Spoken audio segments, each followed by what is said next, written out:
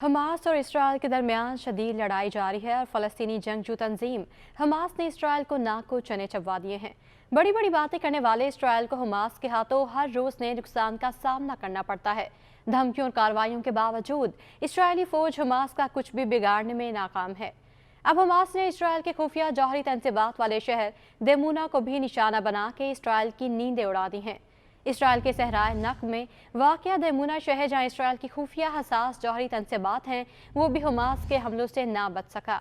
Hamas की Askari wing अल Qasim brigade ने Israel के अहम तरीन शहर देमूना को निशाना बनाया है और ख्याल किया जा रहा है कि इसमें इसराइल को भारी नुकसान उठाना पड़ा है। इब्रानी मीडिया ने भी इसकी तस्दीक की है कि हमास ने देमूना शहर को निशाना बनाया है, जहाँ इसराइल की जौहरी तंसीबात हैं। ताहम ये मालूम नहीं हो सका कि आया हमास के हमले में सहूनी फोर्सेस या हसास जौहरी तंसीबात को किसी किस्म का नुकसान पहुंचा है या नहीं। गैर मुल्की मीडिया के मुताबिक हमास ने गजा में इसराइली फौज की ज़मीनी कार्रवाई में शरीक एक फौजी ट्रक को भी तबाह कर दिया है, जबकि हिजबुल्लाह ने भी इसराइली फौजी काफिले और चेक पोस्ट को निशाना बनाया है, जिसमें इसराइल को भारी नुकसान उठाना पड़ा।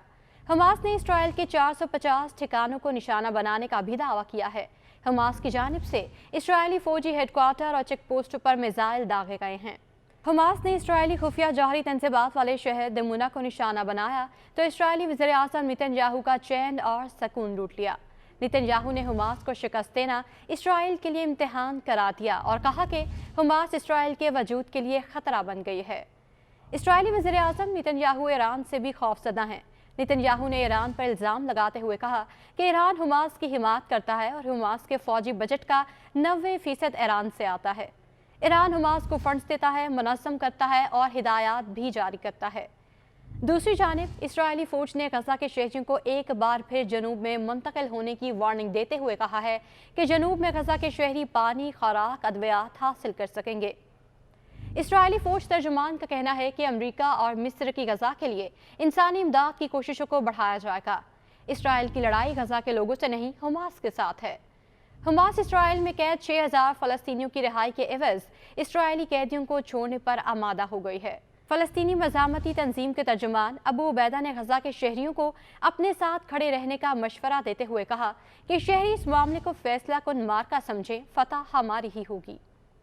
उधर इसराइली जगमालियों के खानदानों का कहना है कि सहूनी हुकूमत कैदियों की बखैरियत रिहाई की जिम्मेदार है। वज़ीर आज़म नेतन्याहू तमाम कैदियों की रिहाई के लिए हर मुमकिन कोशिश करें। इस हवाले से हमास का कहना है कि इसराइली कार्रवाइयों के दरमियान कई जगमाली भी हलाक हो गए हैं। फ़लस्तीनी वज़ारत सेहत का कहना है कि इसराइल के गजा पर फ़ज़ाई और ज़मीनी हमलों में शहीद फ़लस्तीनियों की तादाद 9000 से ज़ायद हो चुकी है, जिसमें आधे से ज़्यादा तादाद ख़वातीन और बच्चों की है।